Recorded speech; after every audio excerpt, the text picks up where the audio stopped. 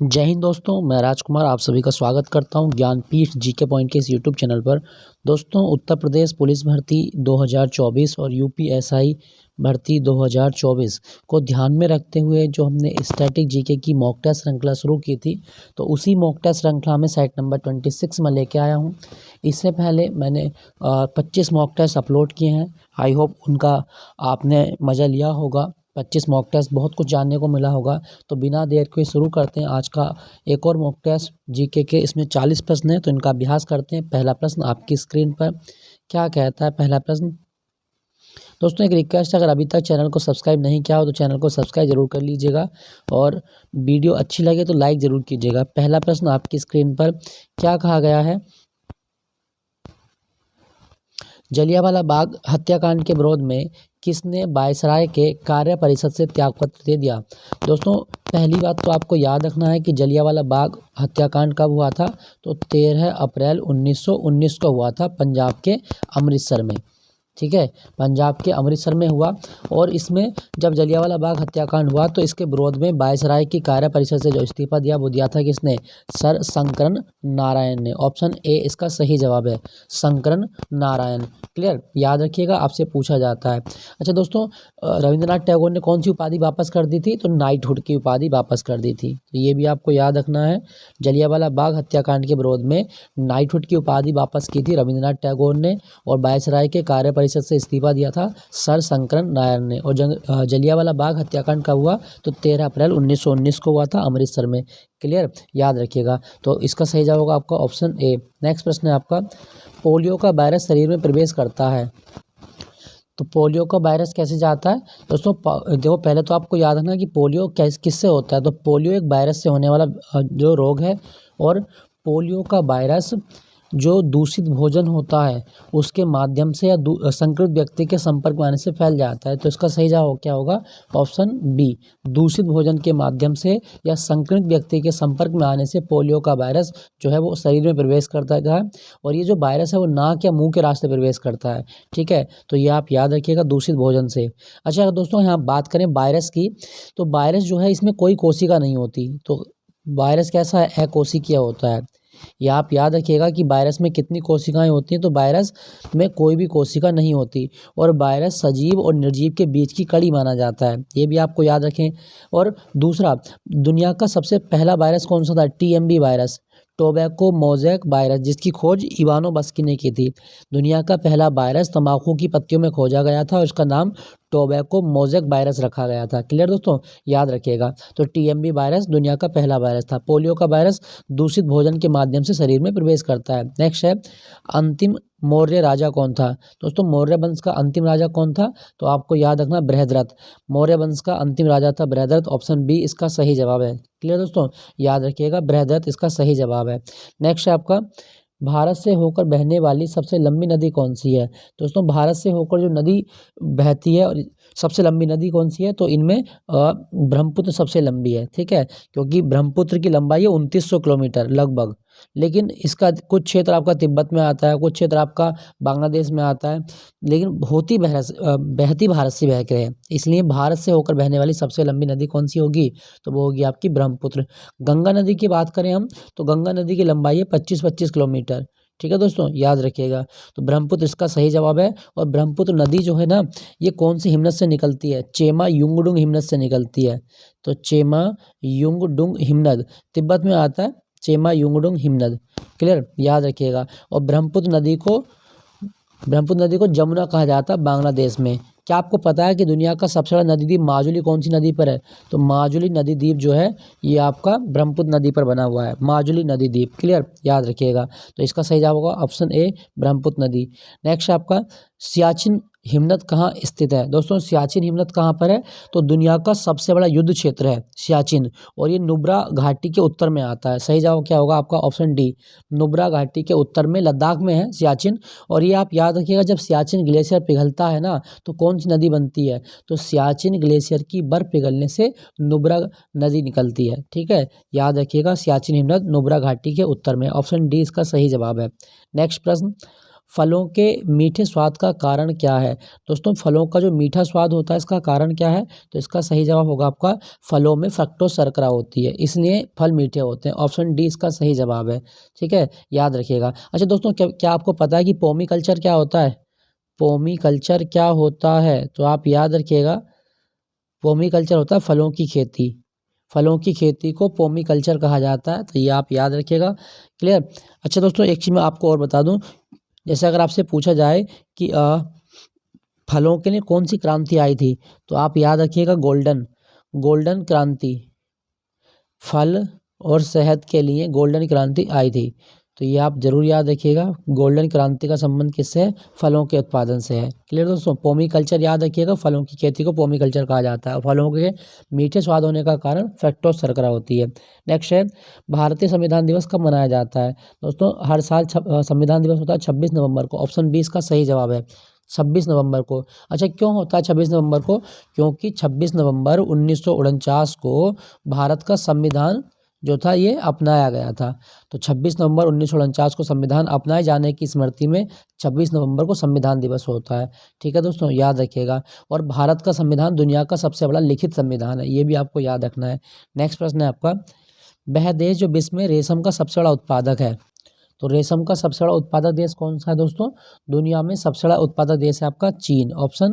Option B इसका सही, तो चीन इसका सही जवाब है। ठीक है दोस्तों, अगर हम बात करें रेशम के बारे में, तो रेशम पालन या रेशम के कीट पालन को क्या कहा जाता है? तो सेरीकल्चर कहा जाता है। तो ये भी आप याद रखिएगा, सेरीकल्चर क्या होता है? तो रेशम कीट पालन सेरीकल्चर कहलाता है। क्लियर दोस्तों, याद रखें। अच्छा, चीन के बारे में आपको याद रखना है, इसकी मुद्रा का नाम है युआन। चीन की मुद्रा युआन, और दूसरा इसी को रेनमिनबी भी कहा जाता है। तो चीन की दो मुद्राएं हैं आपकी, एक रेनमिनबी और एक युआन। क्लियर, याद रखिएगा। तो सबसे बड़ा रेशम उत्पादक देश चीन है। नेक्स्ट प्रश्न है आपका, संसद की वर्ष में न्यूनतम कितने सत्र बुलाए जाते हैं? तो भारतीय संसद की एक वर्ष में कितने सत्र होते हैं? कम से कम 2 सत्र होने अनिवार्य हैं। तो ऑप्शन बी इसका सही जवाब, कम से कम 2 सत्र। दोस्तों आपको याद रखना है कि भारत में जो संसदीय प्रणाली है ये ब्रिटेन से ली गई है। भारत की संसदीय प्रणाली ब्रिटेन की संसदीय प्रणाली पर आधारित है, तो ये आप याद रखिएगा। और हमारी संसद के 3 अंग होते हैं, लोकसभा, राज्यसभा और राष्ट्रपति। तो एक वर्ष में संसद के 2 सत्र अनिवार्य बुलाए जाते हैं, कम से कम तो। नेक्स्ट प्रश्न है आपका, साबुन बनाने में तेल के साथ का क्या उपयोग किया जाता है? दोस्तों साबुन बनाने में तेल के साथ उपयोग करते हैं कास्टिक सोडा। ऑप्शन बी इसका सही जवाब है, कास्टिक सोडा। ठीक है, याद रखिएगा, ऑप्शन बी। नेक्स्ट प्रश्न है आपका, चींटी द्वारा काटने या भ्रमर दंश के प्रभावित क्षेत्र में लगाने पर निम्नलिखित में से कौन सा दर्द का निवारण होगा? दोस्तों यदि चींटी काट ले या बिच्छू काट ले तो दर्द का निवारण करने के लिए क्या लगाते हैं? तो इसका सही जवाब क्या होगा? बेकिंग सोडा लगाते हैं। बेकिंग सोडा को खाने वाला सोडा भी कहा जाता है, और इसका सूत्र होता है NaHCO3। NaHCO3 अर्थात सोडियम बाई कार्बोनेट। क्लियर, ये आप याद रखिएगा। अच्छा, चींटी के काटने से कौन सा अम्ल होता है? तो वो होगा आपका फार्मिक अम्ल। फार्मिक अम्ल ये चींटी के काटने से चढ़ता है। क्लियर, याद रखिएगा। तो इसका सही जवाब क्या होगा? चींटी द्वारा काटने पर दर्द प्रभावित क्षेत्र में बेकिंग सोडा लगाया जाता है। नेक्स्ट प्रश्न है आपका, प्राचीन भारत में कल्हण द्वारा कौन सी पुस्तक लिखी गई? दोस्तों कल्हण ने कौन सी पुस्तक लिखी? तो वो लिखी थी रासतरंगिणी। ऑप्शन ए इसका सही जवाब है, रासतरंगिणी। और ये जम्मू कश्मीर का इतिहास बताती है। मुद्रा राक्षस किसने लिखी है? तो विशाख दत्त ने लिखी है। मुद्रा राक्षस एक नाटक है संस्कृत का, और ये लिखा गया है विशाख दत्त के द्वारा। तो ये भी आपको याद रखना है, विशाख दत्त। नेक्स्ट प्रश्न है आपका, किस मुगल सम्राट ने फतेहपुर सीकरी को अपनी राजधानी बनाया? दोस्तों फतेहपुर सीकरी, इसको जीत का शहर कहा जाता है, और इसको राजधानी किसने बनाया था? तो अकबर ने बनाया था। ऑप्शन बी इसका सही जवाब है, सम्राट अकबर के द्वारा 1571 ईस्वी में मुगल जो राजधानी थी वो बनाई गई थी फतेहपुर सीकरी। तो ये आप याद रखिएगा, अकबर ने फतेहपुर सीकरी को अपनी राजधानी बनाया। और अकबर जो है ये मुगल वंश का तीसरा राजा है। क्लियर, याद रखिएगा, आपसे पूछा जाता है। नेक्स्ट प्रश्न है आपका, भरतनाट्यम की उत्पत्ति किस राज्य में हुई है? दोस्तों भरतनाट्यम भारत का सबसे पुराना क्लासिकल डांस है, और इसकी उत्पत्ति हुई है तमिलनाडु से। ऑप्शन बी इसका सही जवाब है, Tamil Nadu. Option D sorry, Tamil Nadu से उत्पत्ति हुई है भरतनाट्यम की। केरल से कौन सा निकला है? तो केरल से मोहिनीअट्टम निकला है। मोहिनीअट्टम ये केरल का है। ठीक है, ये भी आप याद रखिएगा। अच्छा, यहाँ पे लिखा गया है गुजरात। गुजरात का कौन सा डांस है जो यूनेस्को की सूची में आया है? तो गरबा। गरबा आया है, और दूसरा कौन सा, टिप्पानी। तो गरबा और टिप्पानी ये यूनेस्को के डांस है, दोनों जो अभी मतलब गुजरात के डांस हैं जो यूनेस्को की सूची में शामिल हो चुके हैं। गरबा हो चुका है, टिप्पानी नहीं हुआ है अभी। अच्छा, नेक्स्ट प्रश्न है आपका, वेनेजुएला के घास के मैदानों को किस रूप में जाना जाता है। दोस्तों वेनेजुएला में जो घास के मैदान को कहा जाता है लानोस, ऑप्शन ए इसका सही जवाब है, लानोस घास के मैदान। पंपास कहाँ मिलते हैं, तो अर्जेंटीना में पंपास मिलते हैं, पंपास घास के मैदान मिलेंगे अर्जेंटीना में, ये आप याद रखिएगा, ठीक है दोस्तों। अच्छा दोस्तों, वेनेजुएला की बात करूँ मैं तो इसकी राजधानी क्या है, कराकास है। वेनेजुएला की राजधानी कराकास है, और वेनेजुएला की मुद्रा को बोलीवर कहा जाता है। तो बोलीवर वेनेजुएला की मुद्रा है और राजधानी कराकास है, ठीक है, दोनों आपको याद रखने हैं। तो लानोस घास के मैदान वेनेजुएला। नेक्स्ट प्रश्न है आपका, एशिया की सबसे लंबी नदी कौन सी है। दोस्तों एशिया की सबसे लंबी नदी की बात करें तो यह है यांगसी नदी। यांगजी नदी जो चीन में बहती है, ऑप्शन ए इसका सही जवाब है, एशिया की सबसे लंबी नदी यांगजी नदी है, ठीक है दोस्तों। और ये एक चीज़ बता दूं, तिब्बत के पठार से निकलती है, यांगजी नदी तिब्बत के पठार से निकलती है, तो ऑप्शन ए इसका सही जवाब है। नेक्स्ट है आपका, जल जनित बीमारी कौन सी है। तो कौन सी बीमारी है जो जल के माध्यम से होती है दोस्तों, इसमें सही जवाब होगा कॉलरा। हैजा जो होता है वो दूषित जल के सेवन से होता है, ऑप्शन ए इसका सही जवाब है, हैजा। क्लियर। अच्छा दोस्तों, यहाँ पे मैं आपको एक चीज़ बता दूं, हैजा जो है ना ये जीवाणु से होती है, बैक्टीरिया से होने वाला रोग है, जो बैक्टीरिया दूषित जल में पाया जाता है। नेक्स्ट प्रश्न है आपका, माइंड मास्टर पुस्तक किस खिलाड़ी द्वारा लिखी गई है। तो माइंड मास्टर किसकी आत्मकथा है, ऑप्शन सी विश्वनाथन आनंद की आत्मकथा है, माइंड मास्टर विश्वनाथन आनंद, ठीक है दोस्तों। और ये शतरंज के खिलाड़ी हैं, ये भी आपको याद रखना है। सानिया मिर्जा की बात करें तो इनकी आत्मकथा का नाम है S against odds, S again odds, ठीक है, एस अगेन ऑड्स, ये सानिया मिर्जा की आत्मकथा है। क्लियर। अच्छा, अगर आपसे पूछे कि कपिल देव की कौन सी है, तो straight from the heart, straight from the heart, तो स्ट्रेट फ्रॉम द हार्ट जो है ये आपकी कपिल देव की आत्मकथा है, दोनों आपको याद रखनी है। माइंड मास्टर किसकी है, विश्वनाथन आनंद की। नेक्स्ट है आपका, धर्मनिरपेक्ष और समाजवादी शब्दों को भारतीय संविधान में किस संविधान संशोधन के द्वारा जोड़ा गया था। दोस्तों धर्मनिरपेक्ष और समाजवादी शब्द जो जोड़े गए वो 42वें संविधान संशोधन 1976 में जोड़े गए थे, तो ये आप याद रखिएगा। और 42वें संविधान को लघु संविधान भी कहा जाता है। 42वां संविधान संशोधन जो हुआ इसमें व्यापक मतलब इस संविधान संशोधन के द्वारा व्यापक चेंजिंग हुई संविधान में, इसलिए इसको मिनी कॉन्स्टिट्यूशन भी कहा गया है, ठीक है दोस्तों, याद रखिएगा। तो ये दोनों आपको याद रखें। अच्छा दोस्तों, अगर क्वेश्चन आए कि प्रस्तावना का विचार कहाँ से लिया गया है, तो यूएसए से लिया गया है। हमने जो अपने संविधान में प्रस्तावना का विचार लिया उसमें उस यूएसओ से लिया है। नेक्स्ट आपका, निम्नलिखित में से कौन सा कोशिकांग केवल पादप कोशिकाओं में पाया जाता है। पादप कोशिका में क्या मिलता है दोस्तों, तो आपको याद रखना है लवक पाए जाते हैं पादप कोशिका में, प्लास्टिड जिसको कहा जाता है, ऑप्शन बी इसका सही जवाब है, ऑप्शन बी। क्लियर, याद रखिएगा। नेक्स्ट आपका, कंप्यूटर की स्थायी मेमोरी को क्या कहते हैं। दोस्तों कंप्यूटर की जो स्थायी मेमोरी होता है उसे रोम कहा जाता है, रोम। तो रोम मतलब read only memory, option B इसका सही जवाब है, रोम। अगर क्वेश्चन आए दोस्तों रैंडम एक्सेस मेमोरी, ये रैम की फुल फॉर्म होती है, सीपीयू कंप्यूटर का दिमाग होता है, तो कंप्यूटर की स्थायी मेमोरी रोम।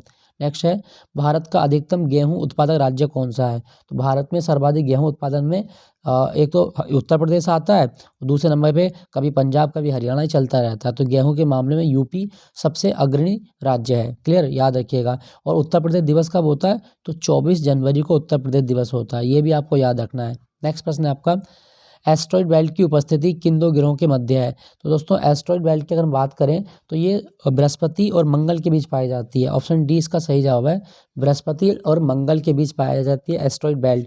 दोस्तों क्या आपको पता है कि भारत का जो मंगल मिशन था इसका नाम क्या था, तो भारत के मंगल मिशन का नाम है मोम, मोम मतलब Mars orbiter mission, Mars orbiter mission. और PSLV C25 के द्वारा ये लॉन्च किया गया था 2013 में, ठीक है, मंगल मिशन 2013 में लॉन्च हुआ था PSLV C25 के द्वारा, और भारत के मंगल मिशन का नाम था मार्स ऑर्बिटर मिशन। आपसे पूछा गया क्वेश्चन में कि एस्ट्रॉइड बेल्ट, तो ये मंगल और बृहस्पति के बीच में मिलती है, ऑप्शन डी। भारत के प्रथम परमाणु रिएक्टर का नाम क्या है। दोस्तों भारत का जो पहला परमाणु रिएक्टर था ये 1956 में स्थापित किया गया, और ये महाराष्ट्र में स्थापित किया गया था, इसका नाम क्या था, अप्सरा, ऑप्शन ए इसका सही जवाब है, अप्सरा था इसका नाम। क्लियर, याद रखिएगा। नेक्स्ट है आपका, निम्नलिखित में से किस सिख गुरु को मुगल शासक द्वारा मृत्युदंड दिया गया। दोस्तों तो आपको याद रखना है गुरु अर्जुन देव। गुरु अर्जुन देव इनको मृत्युदंड दिया गया था जहांगीर के द्वारा, ठीक है, ये आप याद रखिएगा। तो ऑप्शन बी इसका सही जवाब है। क्यों दिया गया था? क्योंकि जहांगीर का जो बड़ा पुत्र खुसरो था, खुसरो को शरण दी थी, उसकी मदद की थी, इसलिए इनको मृत्युदंड दिया गया गुरु अर्जुन देव को, ठीक है। 1605 ईस्वी की बात है ये। तो 1605 ईस्वी में जहांगीर ने इनको मरवा दिया था। नेक्स्ट है आपका, भारतीय मौसम विज्ञान विभाग कहाँ पर स्थित है? दोस्तों भारतीय मौसम विज्ञान विभाग ये नई दिल्ली में है। ऑप्शन ए इसका सही जवाब है, ऑप्शन ए। नेक्स्ट प्रश्न है, उत्तर प्रदेश का हापुड़ जिला किस जिले से निकलकर बना है? दोस्तों उत्तर प्रदेश में जो हापुड़ जिला बना है वो गाजियाबाद से निकल के बना है। ऑप्शन सी इसका सही जवाब है। उत्तर प्रदेश में कितने जनपद हैं टोटल? 75, और ये 75 जनपद 18 संभाग में बटे हुए हैं, 18 जोन है भारत उत्तर प्रदेश में, ठीक है, याद रखिएगा। दोस्तों आपको मैं बता दूं उत्तर प्रदेश का एरिया कितना है। तो उत्तर प्रदेश का एरिया है 240,928 वर्ग किलोमीटर, 2,40,928 वर्ग किलोमीटर यूपी का एरिया है। तो हापुड़ जिला निकला है गाजियाबाद से, ऑप्शन सी। नेक्स्ट है, चंद्रशेखर आजाद कृषि एवं प्रौद्योगिकी विश्वविद्यालय उत्तर प्रदेश के किस शहर में? स्टार लगा रहा हूँ, इंपॉर्टेंट है, याद रखिएगा। तो चंद्रशेखर आजाद कृषि विश्वविद्यालय यूपी में कहाँ पर है? कानपुर में। ऑप्शन डी इसका सही जवाब है, कानपुर। कानपुर को उत्तर भारत का मैनचेस्टर कहा जाता है और भारत में दलहन अनुसंधान केंद्र कानपुर में है। नेक्स्ट प्रश्न है आपका, 5 विकासशील देशों के अंतर्राष्ट्रीय संगठन ब्रिक्स में कौन कौन सी चीज़ें शामिल हैं? तो ब्रिक्स की बात करें तो BRICS, बी मतलब ब्राज़ील, आर मतलब रूस, आई से इंडिया, सी से चाइना और एस से दक्षिण अफ्रीका। तो ब्राज़ील, रूस, इंडिया, चीन और दक्षिण अफ्रीका, मतलब ऑप्शन ए इसका सही जवाब है, ठीक है। ब्रिक्स जो है इसमें 5 कंट्री अभी हैं, आगे बढ़ने वाले हैं कुछ सदस्य इसमें। तो ब्राज़ील है, रूस, भारत, चीन और दक्षिण अफ्रीका, क्लियर, याद रखिएगा। नेक्स्ट प्रश्न है आपका, बंधुआ मजदूरी उन्मूलन कब लागू हुआ?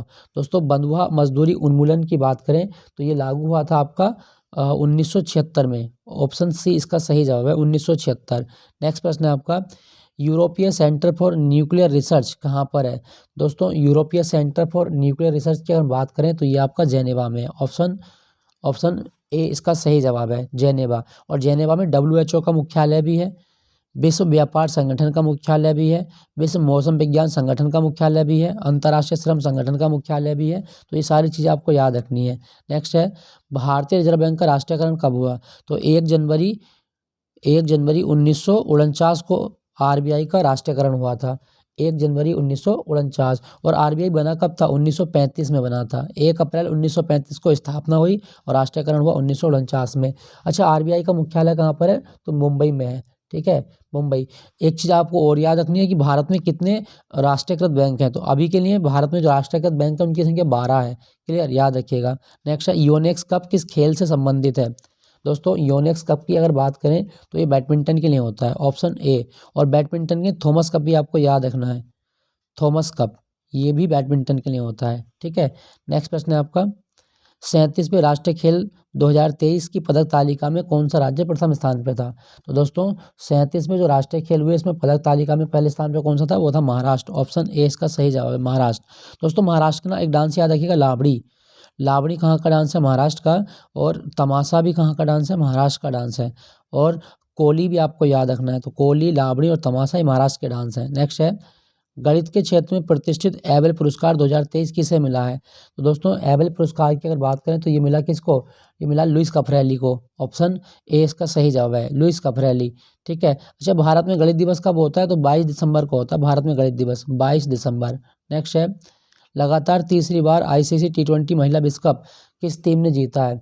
तो दोस्तों ICC महिला T20 वर्ल्ड कप ये ऑस्ट्रेलिया ने जीता था। ऑप्शन ए इसका सही जवाब है, ऑस्ट्रेलिया, ठीक है, ऑस्ट्रेलिया ने जीता था। नेक्स्ट है आपका, कृत्रिम पैरों से दुनिया की सबसे ऊंची पर्वत चोटी माउंट एवरेस्ट पर चढ़ने वाले दुनिया के पहले व्यक्ति कौन है? तो दोस्तों ये दिव्यांग हैं, इनके पैर जो है वो आर्टिफिशियल हैं और आर्टिफिशियल पैरों के माध्यम से माउंट एवरेस्ट पर जो चढ़े इनका नाम है हरि बुद्ध मागर, हरि बुद्ध मागर। तो ये भी आपको याद रखना है। और ये नेपाल के हैं, हरि बुद्ध मागर नेपाल के हैं। और माउंट एवरेस्ट जो है ये नेपाल और तिब्बत मतलब चाइना की सीमा पर स्थित है। तो ये भी आपको याद रखने हैं, माउंट एवरेस्ट कहाँ पर है? नेपाल और तिब्बत की सीमा पर। और नेपाल में माउंट एवरेस्ट को सागर माथा कहा जाता है, सागर माथा, ठीक है, ये भी आपको याद रखना है। और एवरेस्ट पर सबसे पहले कौन चढ़ा था? तेंजिंग नोर्गे और एडमंड हिलेरी। नेक्स्ट प्रश्न है आपका, प्रवासी भारतीय सम्मान 2023 किसे दिया गया है? प्रवासी भारतीय सम्मान 2023 किसको मिला? राज सुब्रमण्यम को मिला है। ऑप्शन ए इसका सही जवाब, राज सुब्रमण्यम। नेक्स्ट है, उत्तर प्रदेश के किस जिले की सीमा बिहार, झारखंड, छत्तीसगढ़ एवं मध्य प्रदेश इन चारों से लगती है? ऑप्शन सी सोनभद्र इसका सही जवाब है। सोनभद्र भारत के 4 राज्यों से अपनी सीमा साझा करता है, तो ऑप्शन सी इसका सही जवाब है। ठीक है दोस्तों, आपसे पूछा जाए तो आप याद रखिएगा। अच्छा, सोनभद्र में ना आपको एक चीज़ याद रखना है, ये उत्तर प्रदेश का सबसे दक्षिणी जिला है। क्लियर, याद रखिएगा।